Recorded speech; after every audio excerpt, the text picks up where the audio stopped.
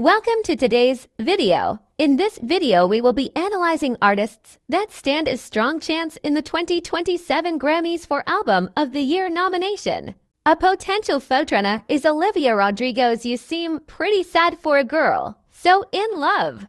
The album debuted with 81.6 million streams. This is the only female album to break the folklore wall. 3 songs from the album Drop Dead, The Cure and Stupid Song all debuted at #1 on global Spotify. The lead single Drop Dead debuted and peaked at #1 on the Billboard Hot 100. The follow-up single The Cure debuted at #5 on the Billboard Hot 100. The Stupid Song became the second highest debuting song of the album, debuting at #3. The album debuted at #1 on the Billboard 200. This album is by far one of the most successful albums of 2026. Olivia Dean's Art of Living is another strong competitor for Album of the Year. This album was Olivia Dean's breakout album, soaring her to international acclaim.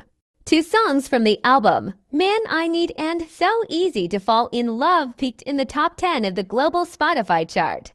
Man I Need peaked at 2 on the Billboard Hot 100. So Easy to Fall in Love peaked at 6 on the Billboard Hot 100. The album peaked at 3 on the Billboard 200. This makes Olivia Dean a really strong contender for Album of the Year. Another frontrunner is Taylor Swift's Life of a Showgirl. The album debuted with an impressive 215 million streams, becoming the second highest debuting album on global Spotify behind her own album The Tortured Poets Department. All songs from the album debuted in the top 12 of the global Spotify chart.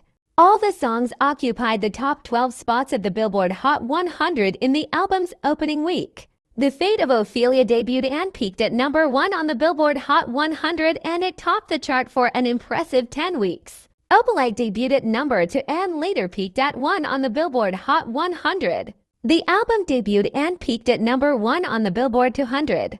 This proves Taylor Swift is a potential frontrunner for Album of the Year. Another frontrunner for Album of the Year is Bruno Mars' The Romantic. The album was Bruno Mars' comeback album, which proved to be really successful.